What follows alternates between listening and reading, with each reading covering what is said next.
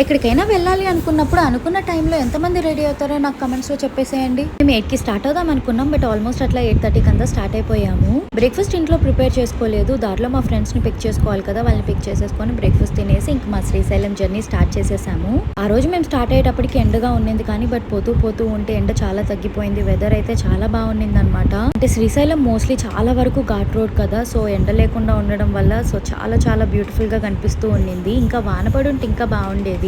Almost Hyderabad నుంచి 5-6 hours పడుతుంది. ఇంకా బేబీస్తో అనుకుంటే 8 అవర్స్ వేసుకోండి, అంటే వాళ్ళకి ఆపి ఫుడ్ పెట్టుకొని డైపర్స్ చేంజ్ చేసుకొని అబ్బో. బట్ మేము అక్కడికి వెళ్ళాక మాకు ఒక్క రూమ్ దొరకలేదండి. Finally we manage to get this room. ఏ ప్లేస్ కైనా వెళ్ళాలి అనేటప్పుడు hotel rooms are my major priority. అవి బాగాలేకపోతే నేను అస్సలు స్టే చేయలేను. బట్ శ్రీశైలం దర్శనానికి కోసం వచ్చాను కదా, సో రూమ్స్ ఏమి దొరికినప్పుడు ఇంకేం చేయలేం కాబట్టి I got adjusted with the room. And మాకు వెళ్ళంగానే దర్శనం ఉండింది అనమాట, స్పర్శ దర్శనం. ఆల్మోస్ట్ మేము 5కి రీచ్ అయిపోతే మాకు 9కి దర్శనం. రూమ్కి వెళ్ళి కొంచెం రిలాక్స్ అయిపోయి ఫ్రెష్ అయిపోయి ఇంకా దర్శనానికి బయలుదేరేసాము. నేను చీర అయితే తెచ్చుకున్నాను, కానీ వాటికి బ్యాంగిల్స్ తెచ్చుకోలేదు. సో గుడికి వెళ్లే దారిలో ఇట్లా ఫుల్ గా షాపింగ్ ఉంటే నాకు చీరకు మ్యాచ్ అయ్యే బ్యాంగిల్స్ కొనుక్కొని వేసుకున్నాను. అలా ఆ నైట్ కంప్లీట్ అయిపోయింది. నెక్స్ట్ డే మార్నింగ్ లేచి బ్రేక్ఫాస్ట్ తినేసి ఇంకా రిటర్న్ స్టార్ట్ అయిపోయాము.